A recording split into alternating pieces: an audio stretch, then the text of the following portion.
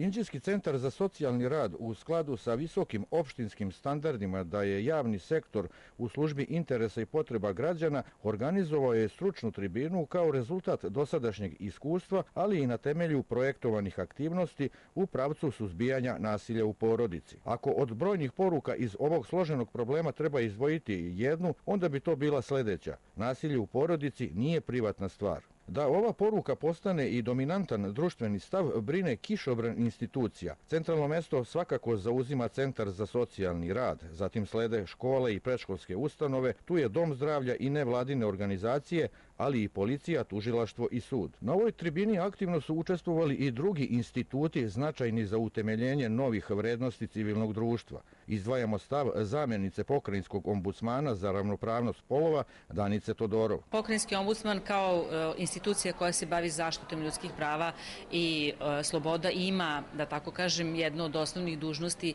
da se stara i o ovom problemu zbog toga što se u nasilju u porodici krše osnovna ljudska prava, od prava na život, bezbednost i tako dalje, na dostojanstvo ličnosti i od samog osnivanja institucije mi se bavimo problemom nasilja u porodici, pre svega zato što nam se javljaju stranke koje se žale na institucije koje nedovoljno efikasno rešavaju ovaj problem. Kako godine prolaze, sve je više žalbi, pre svega žena, na nasilje u porodici.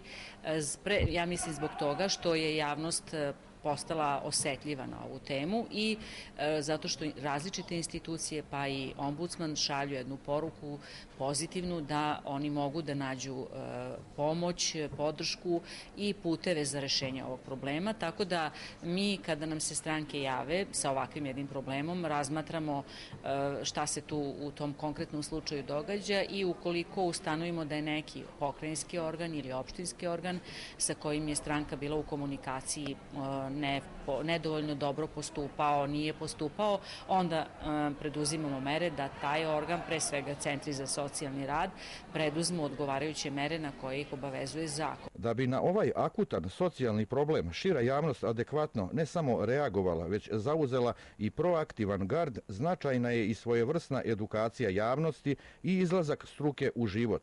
Zato beležimo izjavu profesorke Fakulteta za specijalnu edukaciju Veronike Ipšanović. To je jedno jačanje opšte svesti svih građana.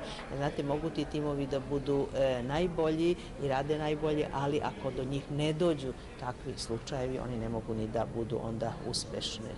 A to je dužnost svakog građanina i to je dužnost medija. Znate, da se o toj temi stalno govori, a ne samo onda kada se desi nešto jako loše. Treba naravno govoriti i o tome, ali to nije dovoljno. Znate, mislim da treba učiti ljude, znači buduće roditelje, partnere i tako dalje, nenasilnim vidovima komunikacije.